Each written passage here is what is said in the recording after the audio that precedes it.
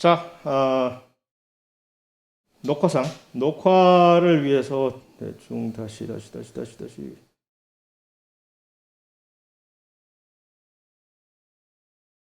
또 쓰기 좀 그러네.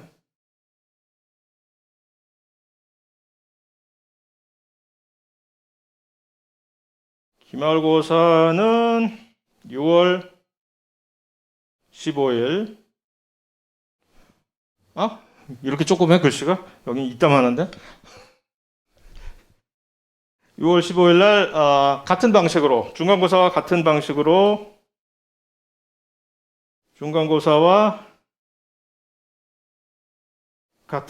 방식으로 글씨 좀 잘 쓰자.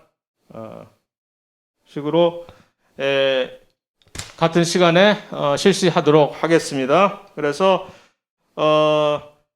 다음 주 수업이 또 지방선거인 관계로 또 빠지게 되는 관계로 다음 주 수업도 동영상으로 하면서 그 사이에 그 중간에 중간고사 전에 제가 2번을 보강을 해야 될 부분 중에 첫 번째 주 보강을 또 동영상으로 같이 집어넣도록 하겠습니다. 그래서 다음 주 화요일까지는 여러분들이 조금 봐야 될 부담이 조금 늘어나게 되겠으나 기말 때 갈수록 조금 그렇게 되면 좀 언제나 다 그런 세상이 그런 거니까 그래서 좀 양해를 해 주시고 제가 말씀드리는 게 프레시하게 직접 동영상을 찍으려고 가능한 한 노력을 하겠으나 제 개인적인 사정으로 요즘 상당히 조금 어려운 어려운 뭐라 그럴까 한국말로 이건 뭐라 그러지? 이걸 보내고 있기 때문에 어쩌면 지난 학기 동영상으로 그것을 대체를 하게 될 수도 있습니다. 그것을 이해를 해주시고 그 다음에 이제 그 다음 주에 또 한번 보강 동영상과 또 실시간 강의가 같이 합쳐져서 결국은 6월 8일까지의 이 강의 내용이 기말고사 시험 범위에 해당을 하게 되겠고요. 그 다음에 중간고사 때처럼 이 이전 학기 시험 문제가 참고 자료로 이제 올라가게 될 것이고 참고하시면 될 것이고 그다음에 그렇게 되고 또 가능하다면 여기서 끝났지 가능하다면 제가 이런 진도가 늦어지는 점에 대한 상당한 개인적인 아쉬움이 있기 때문에 왜 진도가 늦어졌느냐에 대한 개인적인 아쉬움은 전혀 없으나 그럼에도 불구하고 진도가 이렇게 느리면 조금 곤란하다. 좀 더 많은 것을 커버하고 싶다라는 개인적인 욕심이 있기 때문에 그 기말고사 시험 범위까지는 반드시 여기서 6월 8일까지 강의까지만 여러분들이 걱정을 하시면 되나 가능하다면 제가 그 이후에 해당하는 내용도 동영상으로 추가적으로 이게 아마 놓게 될 수도 있습니다. 그러면 기말고사 끝난 다음에 여러분들이 알아서 그것들은 개인적으로 학습을 하시고 싶은 분만 하시면 되겠죠. 일반 생물학 내용에 관해서. 그렇게 하려고 지금 일단 계획을 하고 있다라는 말씀을 드리고 자, 그래서 지난 시간에 저희가 고세균에 관해서 고세균이 상당히 좀 희한하다. 아무 데서나 막 산다. 우리가 감히 상상을 할 수 없을 정도의 그런 환경에서 마구마구 산다. 뭐 섭씨 95도에서도 아무 끄떡 없이. 그래서 그것 덕택에 대박을 친 사나이 얘기도 얼핏 해줬잖아요. PCR이라는 그 기법을 이 고세균을 이용을 해가지고서 개발을 해낸 다음에 돈과 명예를 한꺼번에 걸머쥔 그 사나이에 대해서 마약까지도 한꺼번에 걸머쥐게 되었어요, 사실. 그래서 마약 중독자가 잠시 되기도 했지만 돈이 생기면 자꾸 그렇게 쓸데없는 짓을 하고 싶어지는 모양이지. 그래서 왜 그러냐 이게 도대체. 얘네들은 뭐가 특별하길래 이렇게 극한 상황에서 자꾸 막 사는 거야. 특별한 게 효소들이 있으니까. 왜 얘네들은 효소들이 이렇게 특별할까? 왜 그렇게 써야 돼? 구조가 좀 특이하니까 그런 거예요. 구조가. 그러니까 언제나 효소들의 구조인데 뭔가 극한 환경에 대해서 견딜 수 있는 효소들의 구조를 가지고 있기 때문에 예를 들어서 그 PCR을 수행하는 데 사용되는 그 DNA 중합 효소는 왜 100도에 끓는 물에도 얘가 단백질 구조가 망가지지 않을까 도대체. 얼핏 비슷한 그 관계된 예를 우리는 효소 활성 조절에 관해서도 보여드렸잖아요. 비단 온도뿐이 아니라 어떤 효소들은 강산, 엄청난 강산, 우리 위 속에 사는, 그래서 이 단백질을 위 안에서 분해시키는 펩신이라는 단백질 분해 효소와 소장에서 단백질을 분해시키는 트립신이라는 효소는 둘 다 똑같은 일을 하는데도 불구하고 pH, 이 친구는 pH 2에서 아무것도 없이 일을 하고, 트립신이라고 하는 소장에서 있는 효소는 pH 2에 그 같은 그런 강산 조건에 넣어버리면 그 친구는 완전히 해서 구조가 다 망가져 버리니까 안 되는 것이고, 그 왜 뭐가 차이가 날까? 특별한 미세한 구조들이 어쩌다 보니까 엄청난 산성 조건에서도 얘네들이 그 특별한 화학 결합들이 파괴가 되지 않으니까 그 구조를 유지할 수 있게 되는 것이겠죠. 됐죠. 그러니까 혹시 누가 같이 물어보거든, 길 가다가, 아니 쟤는 왜 저렇게 산성 조건에서도 아무 문제 없이 촉매작용을 수행을 할까? 아는 척을 할 수 있겠죠. 우리도 다 같이 모르는 것이지만 확실히 모르지 뭐. 이 전문가들도 100% 정확한 내용은 모르나 그렇게 짐작을 할 수 있을 것이죠. 아마 이러이러한 것들 때문에 어떤 특별한 그 구조를 유지하는 화학 결합이 그런 극한 환경 조건에서도 파괴되지 않을 것이다 라고 충분히 논리적인 짐작을 해볼 수가 있죠. 그래서 어떤 세균들은, 어떤 고세균들은 이거 여기가 완전히 이게 소금 덩어리, 이 허연 이유가 소금, 여기가 사해라고 하는 저쪽 이스라엘 근처의 그 사해, 이런 소금 덩어리에서는 누가 도저히 살 수가 있겠어요? 우리가 소금에 절인다는 이유는 왜 그렇겠어? 세균을, 옛날에 항생제 같은 것들이 없던 시절에 소금을 절이고 뭐 하는 것들은 음식물을 세균에 의한 부패, 오염으로부터 방지할 수 있는 가장 최적의, 원시적이긴 하나 최적의 방법이었잖아요. 근데 이런 데서 살 수 있는 세균이 있다라는 얘기지. 뭐지? 아니 이런 염분을 어떻게 견딜다는 얘기야 하는 그런. 그래서 이름을 뭐라고 지을까? 할로필릭, 할로라는 게 소금기라는 얘기입니다. 할로필릭, 소금을 좋아한다는 뜻이겠죠. 할로필릭.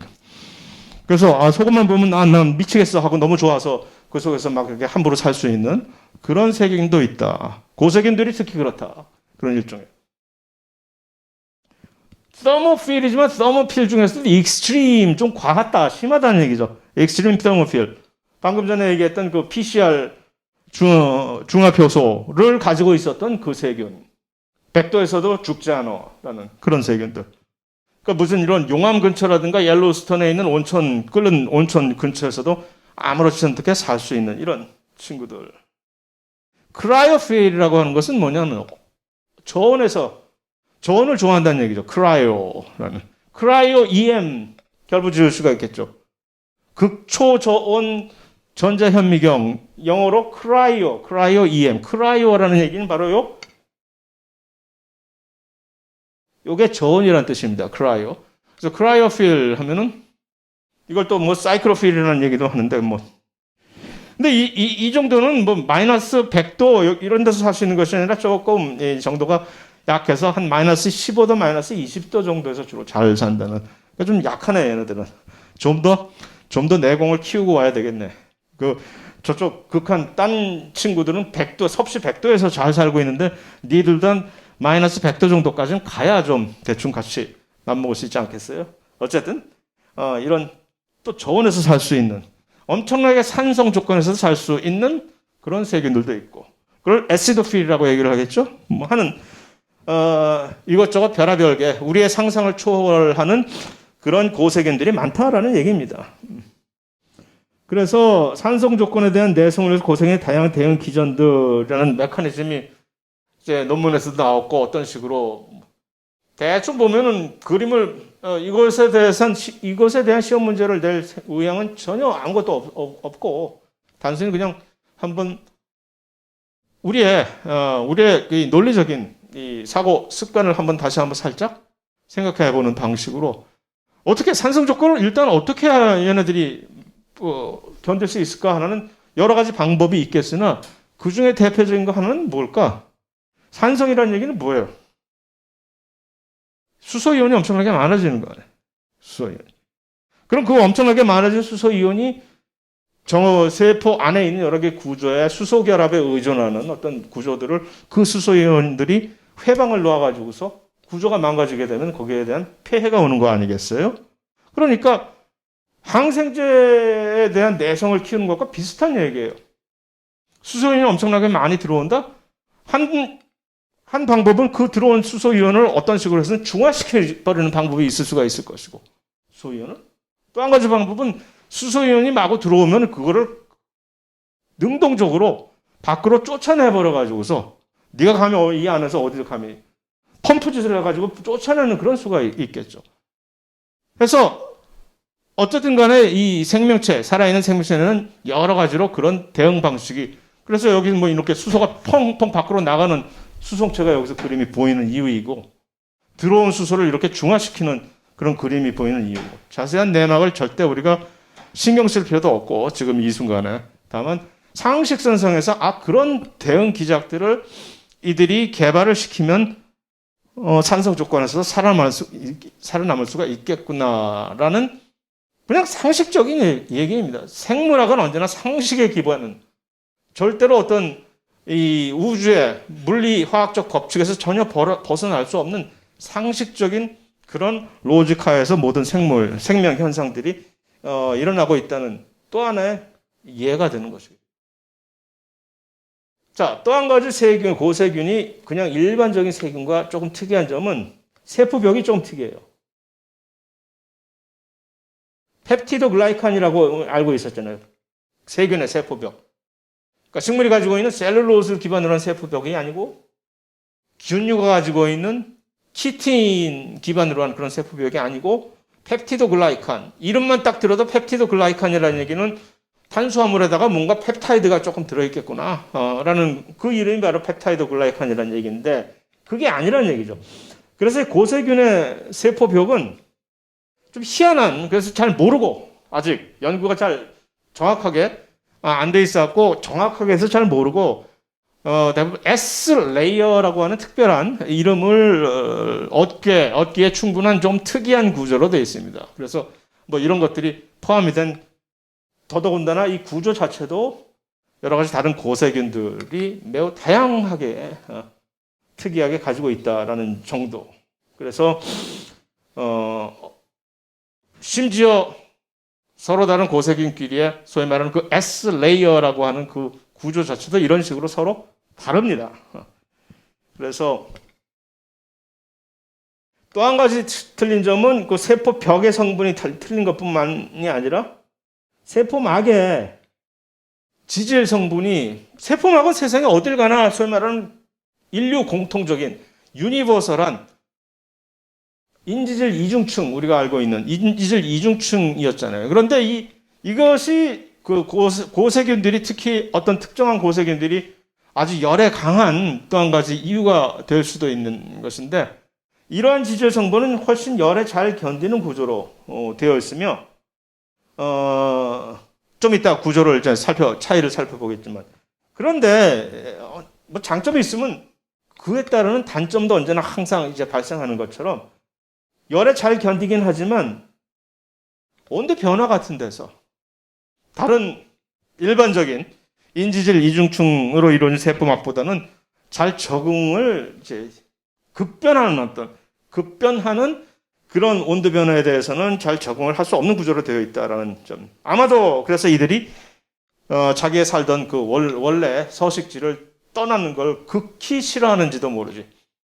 극히 싫어한다는 얘기는 세포 배양실로 데려와서 자, 이제부터 너하고 나랑 같이 사는 거다 하고 배양을 시작하는 순간 이들은 전부 자결을 해버린다는 얘기죠. 키울 수가 없다는 얘기죠. 그래서 얼마 전까지는 이 얼마나 많은 그런 고세균들이 종류가 있는지조차를 분간을 할 수가 없었다는 얘기죠. 그런데 요즘 와서 왜 이것이 가능해졌다고 얼핏 얘기했지? DNA 염기 서열 분석, 그것을 뭐라고 한다고 얘기했지? 메타지노믹스라고 하는 것이 바로 그건, 메타지노믹스라는 것이 원래 있는 서식적인 이에 있는 데리고 와서 배양을 하지 않고,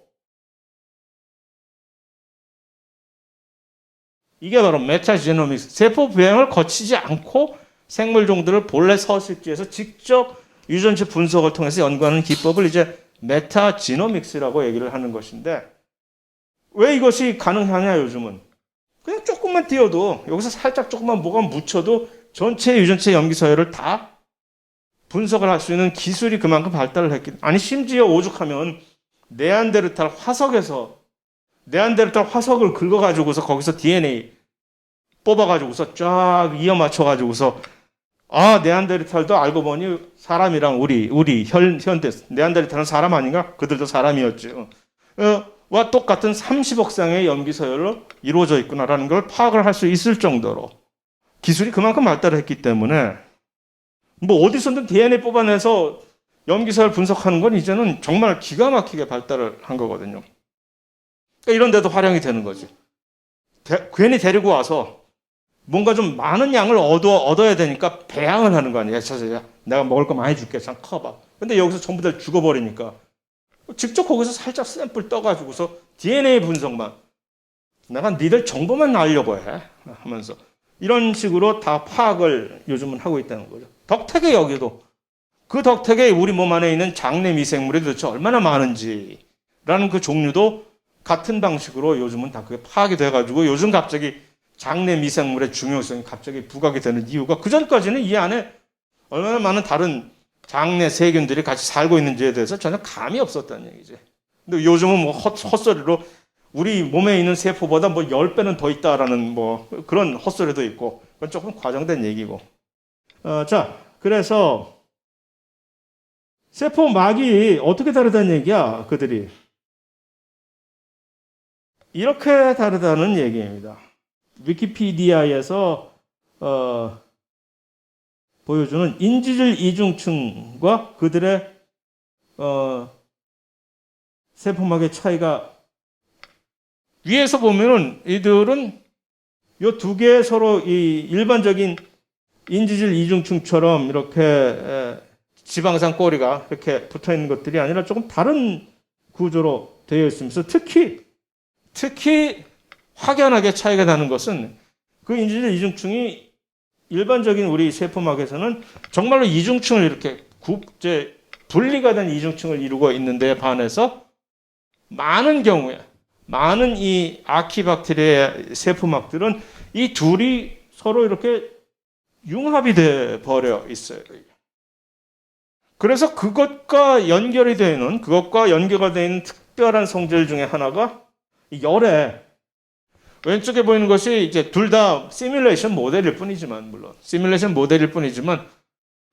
왼쪽에 보이는 것이 일반적인 세균의 세포막 구조이고 오른쪽이 고세균의 세포막이라고 한다면 열을 가하게 되면 이미 어느 정도 일정 정도의 고온이 가해지게 되면 이쪽 왼쪽에 있는 세포막들은 이런 식으로 균열이 생겨서 파괴가 되고 있는 데 반해서 오른쪽은 아직도 굳건하게 그들의 구조를 유지를 하고 이게 엄청나게 중요한 가장 세포를 구성하는 첫 번째 근간인 이 통 자체가 흔들리지 않고 이렇게 꽉 중심을 잡아주면 엄청나게 도움이 되겠죠. 그러한 고온 조건에서. 이것이 훨씬 더 극한 상황으로 좀 더 열을 가했을 때는 이제는 완전히 이 세포막은 돌이킬 수 없을 정도로 엉망이 되어버린 데 반해서 오른쪽에 있는 고세균의 세포막은 아직도 아무런 문제가 없어 보이는 정도로 이 구조가 그 큰 차이를 이렇게 만들어내게 됩니다.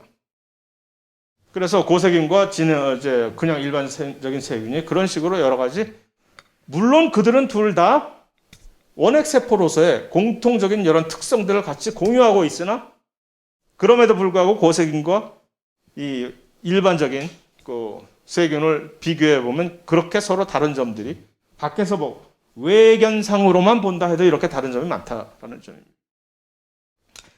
그리고 여기 사실 얘기는 안 했지만 이 고세균들의 실제 내의 생화학적인 특성은 더더군다나 훨씬 더 진핵세포와 훨씬 더 비슷합니다. 보통 우리가 고등학교 때 여러분들이 일반 생물학을 혹시라도 조금 맛보셨다면 이 진핵세포와 원핵세포의 또 한 가지 또 다른 차이점들을 얘기할 때 인트론 얘기를 많이 하잖아요. 진핵세포의 유전자는 인트론을 가지고 있는데 원핵세포는 인트론이 없다 뭐 하는 식으로 그것이 고세균에 오면 그것이 완전히 틀린 말이다. 고세균들은 인트론을 가지고 있습니다. 그래서 이거 뭐 거의 진엑스포하고 같은. 다시 말해서 무슨 얘기냐? 그것이 우리에게 무엇을 어떤 메시지를 전달해 주느냐? 지금 현재 살고 있는 세균들이 인트론 같은 것을 전혀 가지고 있지 않은 그 상황 자체를 우리는 아이고 자식들, 니들은 인트론도 없냐? 하고 이렇게 비웃게 될 수가 있잖아요. 우리는 진엑스포로서 인트론 같은 것도 있다? 약 올르지? 하고 그것이 아니라는 얘기지. 원핵세포가 인트론이 없는 이유는 어쩌면 우리보다 훨씬 더 진화해서 야, 니들 아직도 그렇게 구시대 유물을 갖고 다니냐? 좀 바뀌면서 살아라 하고 원핵세포들이 오히려 우리를 비웃고 있는지도 모른다는 얘기지. 그들 나름대로 훨씬 더 효율성을 가지기 위해서 원래 있었던 인트론을 이미 그들은 전부 다 던져버리고 우리 이렇게 해서는 안 되겠다 하고 그렇게 한지도 모른다는 얘기죠. 어쨌든 그 인트론이 있다는 것과 그 다음에 그 리보솜의 구조도 훨씬 우리가 더 가까워요. 진핵세포와. 고세균과 진핵세포가. 그래서 그러한 훨씬 더 진핵세포와 비슷한 그런 물리 화학적인 그런 특성을 고생인들이 가지고 있다라는 점을 끝으로 진핵세포로 횡연히 넘어가 봅시다, 이제. 원래 목적은 사실 이거니까. 진핵세포. 일단, 크기가 커졌다. 크기가 커졌다는 얘기는 일단 내부에, 이 통제를 하기 힘든 여러 가지 대사작용, 특이적인 대사작용의 문제도, 그래서 그것을 우리는 구획화하는 컴파트멘탈라이제이션으로 해결을 했다고 말씀드렸잖아요. 세포 안에 있는 그런 작은 이 소기관들을 통해서. 그것뿐만이 아니라 이 크기가 커졌다는 얘기는 외부에서 표면적 자체도 이게 줄어든다는 얘기. 이것도 큰 문제가 되는 것이죠. 그래서 이 표면적이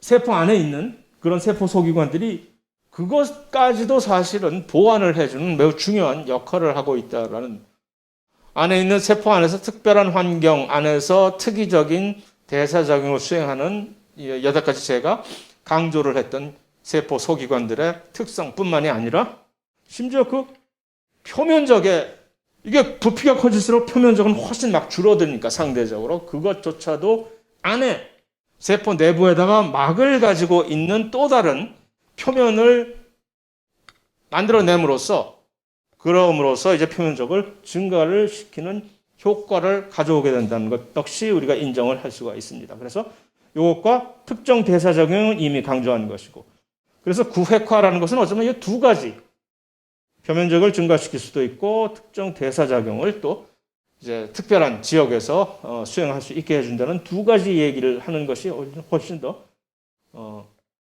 완전한 설명이 될 수 있겠다라는 얘기입니다. 표면적이 이게 부피가 커지면 왜 표면적이 작아지느냐 하는 뭐 쓸데없는 산술적인 공식에 의한 입증일 뿐입니다, 이것이. 그래서 뭐 이렇게 많은 것들이 있다. 자, 그러면 실제적으로 여러 가지 다른 원핵세포에서는 우리가 겪어보지 못한 새로운 문제점들을 우리가 해결해야 되는 이제 사안이 오게 되는 것이죠. 예를 들어서 나는 미토콘드리아에 훨씬 꽂혀가지고서 미토콘드리아만 집중적으로 연구를 하고 싶다. 그러면 생화학적으로 미토콘드리아를 분리해야 되죠. 세포생물학과 생화학의 근본적인 차이. 세포생물학자들은 있는 그대로 이것을 보존을 시켜가지고서 어떻게 하면 이것을 있는 그대로 실시간으로 자연적으로 관찰을 할까 하는 것이 가장 이제 그들의 최우선 순위입니다. 그래서 현미경 같은 것을 사용해서 계속 관찰을 어떻게 하려고 하고, 생화학자들은 상당히 성질이 급한 사람들로서 무조건 뭐가 연구를 해야 되겠다 그러면 다 전부 다른 것들은 다 배제해버리고 그것들만 순수하게 나의 목표만을 순수하게 분리 추출해서 화학적으로 여러 가지 특성을 연구를 하겠다는 것이 그들의 목표입니다.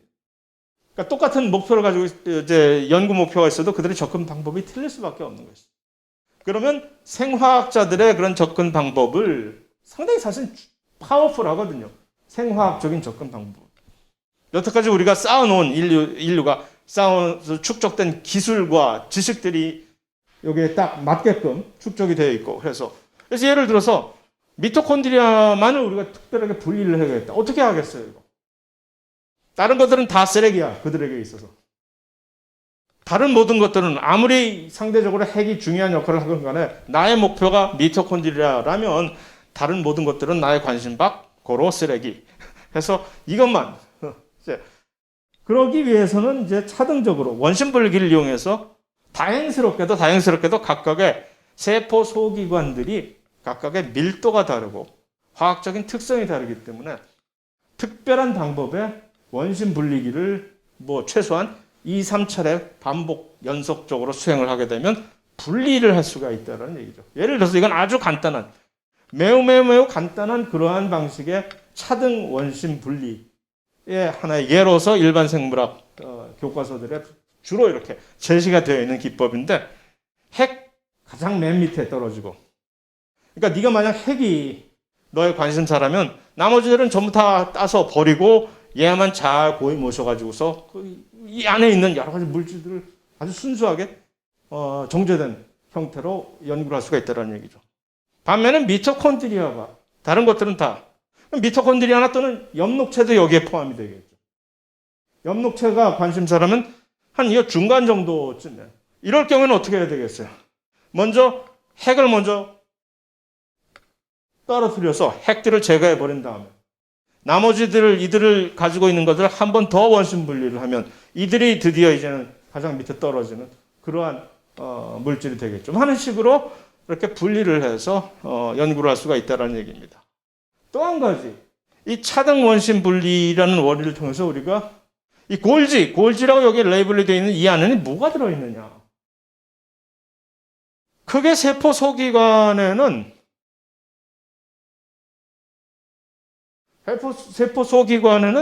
크게 두 그룹의 다른 종류의 어떤 구조물들이 세포 소기관을 이제 이루고 있다라고 볼 수가 있습니다. 물론 그 안에 DNA도 있고 해서 엄청나게 무거우니까 가장 먼저 떨어지긴 하지만 세포 소기관의 입장에서는 핵을 위시한 핵막으로 이루어진 하나의 공간이잖아요. 또 그 나머지들 여러 가지 골지라든가 소포체라든가 하는 여러 가지 다른 것들은 전부 막으로 둘러싸인 핵막과 같은 물질을 막으로 둘러싸인 그런 세포 소기관 물질들이라는 점에서 같은 계통의 애들이고 특별하게 구분이 되는 특별한 세포 소기관이 바로 여기 미토콘드리아. 그 다음에 여기에 엽록체가 또 같이 들어가겠죠.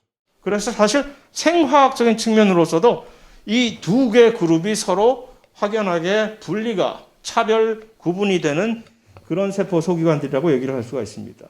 자, 일단 세포 소기관들 중에서 이 중에 두 개의 막으로 구성된 세포 소기관들이 세 가지가 있습니다.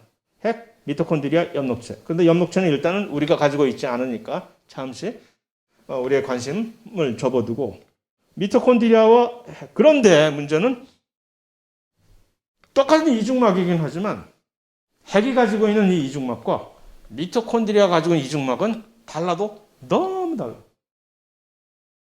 핵의 이중막은 마치 뭐냐면 담요가 딱 한 장을 깔렸는데 담요를 두 겹으로 접어서 그러면 이제 이게 두 겹이 되죠.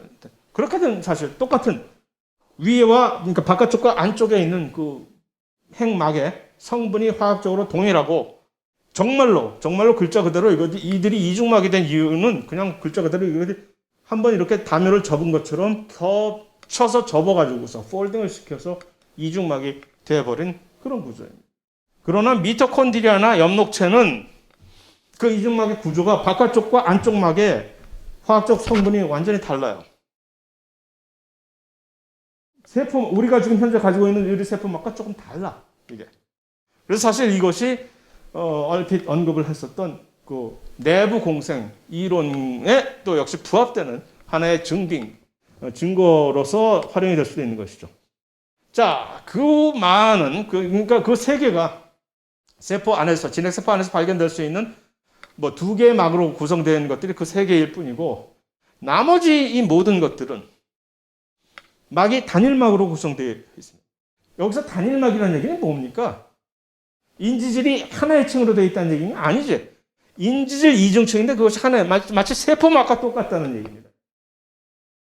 그러니까 각각의 단일막이 인지질 이중층은 맞는데 뭐 그러니까 일반적으로 막들이 전부 다 단일막이지 이런 식으로. 그런데 핵막은 그 인지질 이중층이 두 겹이 되어 있는 거. 미토콘드리아 막은 그와 비슷한 인지질 이중층과 같은 그러한 막이 이 역시 두 겹. 바깥쪽 막, 안쪽 막으로 되어 있는. 그렇다는 얘기입니다. 그래서 단일막으로 구성된 세포 소기관들은 여러 가지들이 있습니다. 이렇게. 이름하여 조면소포체, 고울지체, 라이소솜, 그 다음에 세포 소기관으로 구분을 직접적으로 하는 것은 아니지만 뭐 이들과 전혀 구분을 할 수 없는 동일한 사실, 동일한 부성체인 수성소낭이라고 하는 것들까지 전부 다 단일막으로 다 이루어진 결국 세포 안에서, 진핵세포 안에서 또 다른 하나의 막으로 둘러싸여진 격리된 공간들이 전부 이런 단일막으로 구성된 세포 소기관들이란 얘기죠.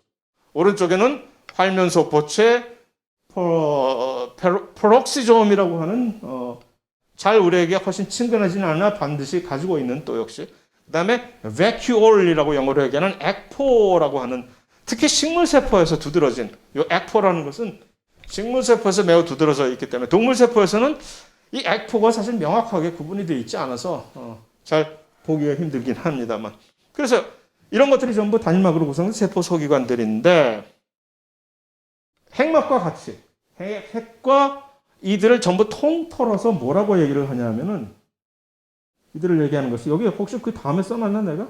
여기 있구나. 내막계라고 엔도멤브레인 시스템이라고 얘기를 합니다. 그래서 이들과 추가적으로 핵 역시 막으로 둘러싸여 있으니까 이들을 통틀어서 세포 안에서 진핵세포의 안에서 또 다른 내부적인 막으로 구성되어 있는 구조다라고 해서 이것을 내막계라고 일컬습니다. 보통 일반적으로. 일단 여기서 확연하게 왕따시킨 세포 소기관 하나 있죠? 미토콘드리아가 안 보이지? 미토콘드리아는 내막계의 일원이 아닙니다. 넌 저리 가. 일단 이 내막계를 구성하는 이들은 근원이 같아요.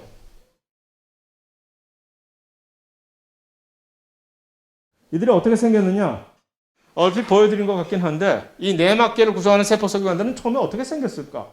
우리가 그 고세균으로부터 우리의 원래 조상인 고세균으로부터 이렇게 진핵세포로 진화되어 나가는 과정에서 도대체 어떤 식으로 이러한 핵막을 위시한 이 내막계들을 얻게 되었을까? 하나의 이론이 밀어내기, 밖에서 밀어내기라는 내부 함입, 이것을 우리는 내부 함입이라고 얘기를 하는데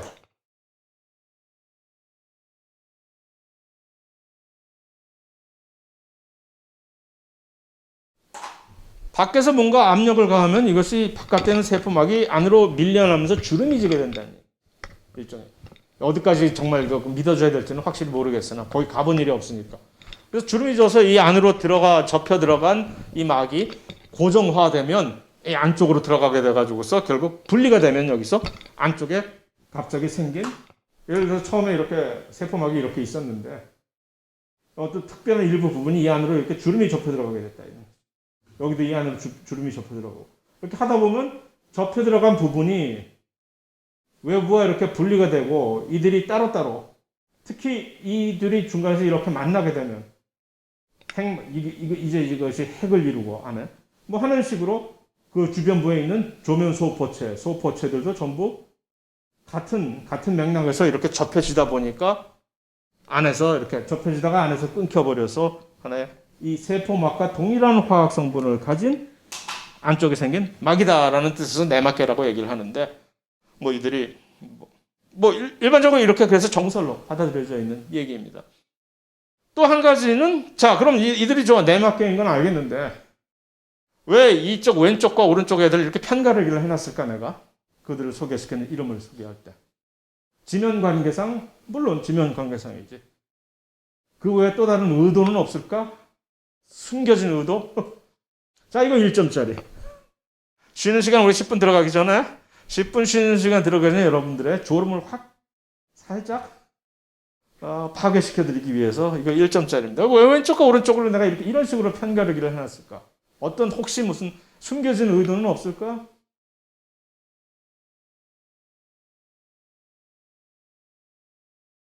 사실 이거는 뭐 1점짜리라고 하기에는 조금 억울한 문제이긴 해요. 배우지 않았으면 모르는 거니까. 조금 억울하긴 한데 재미삼아서 한번 누구에게도 기회는 있다라는 측면에서 재미삼아서 한번 해봅시다. 혹시 아시는 분이 있다면.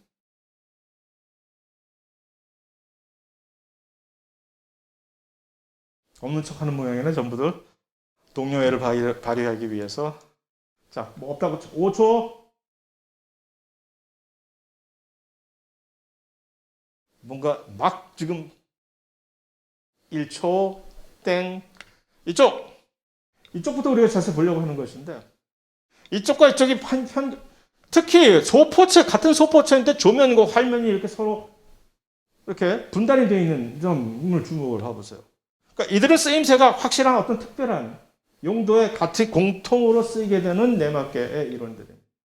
곧 우리가 보게 될 이들 조면소포체, 골지체, 라이소솜, 수송소낭 이들이 하는 역할에 의해서 세포 안에서 특별하게 어떤 특별한 종류의 만들어진 단백질들은 외부로 수송이 되게 됩니다. 밖으로 내보내집니다. 그래서 이들은 전부 밖으로 내보내지는 그런 작용, 그것을 외포작용이라고 얘기를 하는데,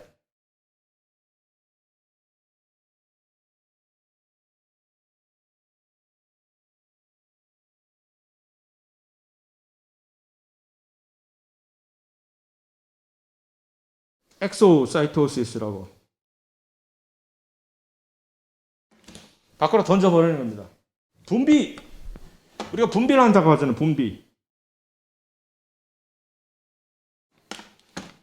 호르몬, 소화효소 그런 것들을 만들어 가지고 밖으로 내던지는 그런 조직들 많잖아요.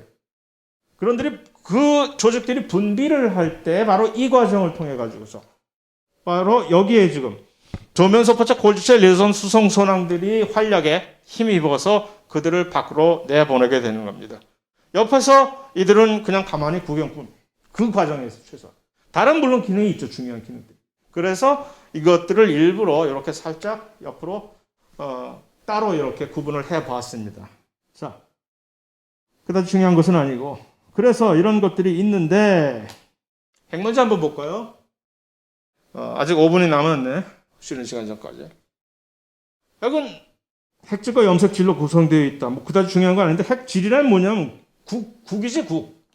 국물과 이제 건더기가 같이 이루는 전체적인 이 액체 상태, 이걸 전체적으로 플라즘, 핵질이라고 하는 것이지. 근데 그 안에서 특별하게 정확한 건더기로 우리가 하나로 구분할 수 있는 하나의 중요한 건더기가 바로 이 염색질이라고, 그 안에 들어있는 주요한 건더기 물질입니다.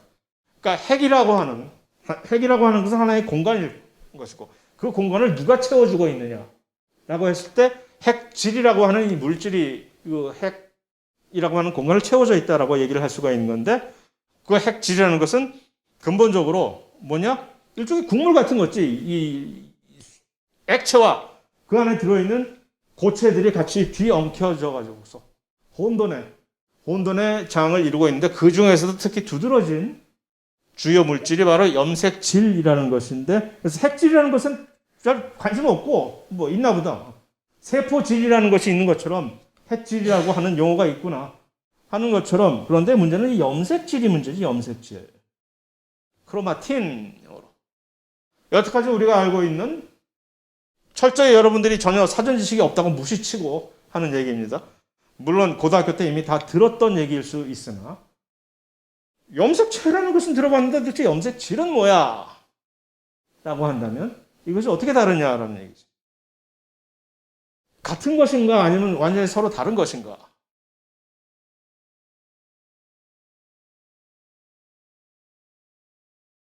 그림 없나? 아, 그렇지. 이게 가장 제가 좋아하는, 염색질과 염색체의 차이를 설명할 때 제가 가장 즐겨 마다하지 않는 그림입니다. 같은 실이죠. 같은 실을 감아두느냐, 풀에 헤쳐놓느냐에 따라서 이렇게 되어 있을 때 우리는 이것을 뭐라고? 염색질이라고 얘기를 하고, 이것이 어떤 특별한 경우에 야 이거 너무 너저분하다, 이건 뭐냐, 우리가 여기 무슨 엔트로피 장도 아니고 좀 정리 좀 해 하면 돌돌돌돌돌돌 막 가면서 이렇게 딱 위로 만들어 놓으면 그때 가서 우리는 이것을 비로소 뭐라고? 염색체라고 부르는 것이죠. 다만 편의상 그런 식으로 항상 까다롭게 이렇게 있을 때는 염색질, 이렇게 돼 있을 때는 염색체 하고 항상 까다롭게 구로마다하지 않으면 모든 사람이 피곤해하죠. 그래서 그냥 통상적으로 염색체, 모든 것을 퉁쳐서 염색체라고 얘기를 하지만 정확하게 구분을 한다면 염색체와 염색질은 이렇게 다른 것이죠. 그래서 사실 우리가 통상적으로 알고 있는 염색체, 진핵세포의 염색체, 통상적으로 하면 보통 이런 그림 보통 그리잖아요. 이렇게. 이 오른쪽에도 그려야지. 이렇게. 보통 이것이 통상적인. 그 다음에 좀 더 또 다른 경우는 이렇게 이것이 한 쌍으로 이루어져 있는. 뭐 둘 다. 이것이 염색체이잖아요. 염색체. 이것은 그러나 우리가 볼 수 있는, 이런 것을 볼 수 있는 기회는 한 세포의 일생에 있어서 단 한 번뿐입니다. 세포 분열 바로 직전.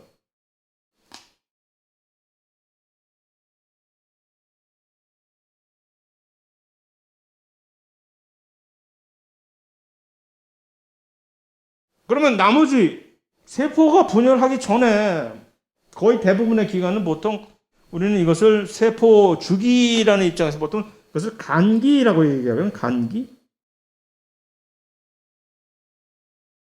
인터페이스라고 해서 보통 인터페이스라고 하면 간기의 형태로 하니 넉넉히 있다가 갑자기 야 이제부터 세포 분열을 해야 돼 하고 준비하면 그때서야 야 세포 분열해야 돼 하면서 이것저것 막 준비를 하게 되잖아요. 거기서 말하는 준비라는 것은 그때부터 막 이 염색질들을 응축을 하기 시작하는 거지.